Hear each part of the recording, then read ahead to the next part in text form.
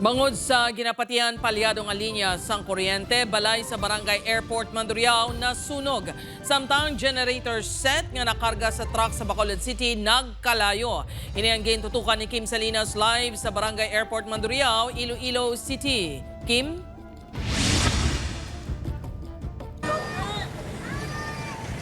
Jert, nagapangabay ang nasunugan nga pamilya sa dugang bulig pinansyal kagamaman ang pangamuyo para sa kabakod sa ginapangatubang nga kalisod.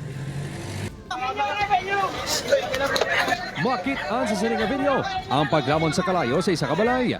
Makitaan man ang pagkinarangkaran sa pila ka mga pumuluyo sa pagbulig palong sang kalayo. Nagluntad ang sunog sa Barangay Airport Mandurriao, Iloilo City pasado las 9 kagabi. Sa rin, isa ka balay ang totally damaged bangod sang sunog. Naguba naman ang atop sang duha ka balay bangod diri nag-agi ang mga bombero sa pagpalong sang kalayo. Sunod sa tagiya sang balay nga si Josephine. Nabilin sa ila balay ang anom sini ka kabataan bangod nagpaninda ini upod ang yabana. Ginapahayag ni Josephine nga naghali ng sunog sa kwarto sa second floor sa ilabalay sa diin. Ginapatian na bilin nga nasaksak ang charger sang cellphone. May lupok man nga nabatian ang kabataan sini. Napubya ko kay ti 11 years na nagliga, nasunugan man kami sir dira sa may sinikoy. Sakit Kay ti do nag-recall naman sa ako ng ano sang sunog bala.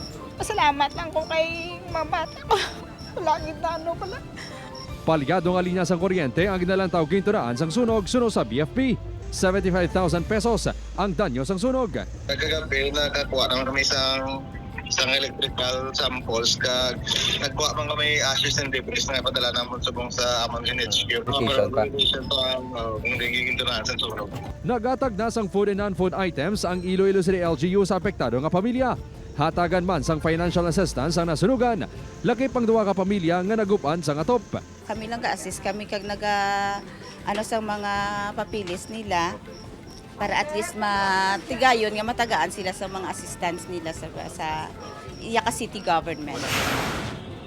Sa Barangay 38 Bacolod City, nasunog ang generator set nga ginkarga sa truck.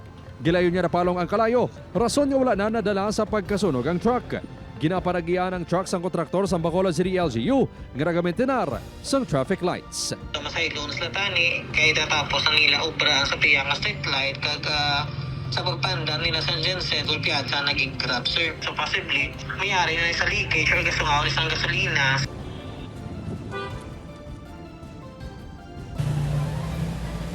Jert, sunod sa BFP, importante nga mapacheck sa mga residente ang ilang linya sa kuryente. Ilabi na kung naglabot na ini sa pulo ka tuig, agod mahibaloan kung may mga diferensya na ini kag malikawan ang insidente sang sunog. Jert? Maraming nga salamat, Kim Salinas.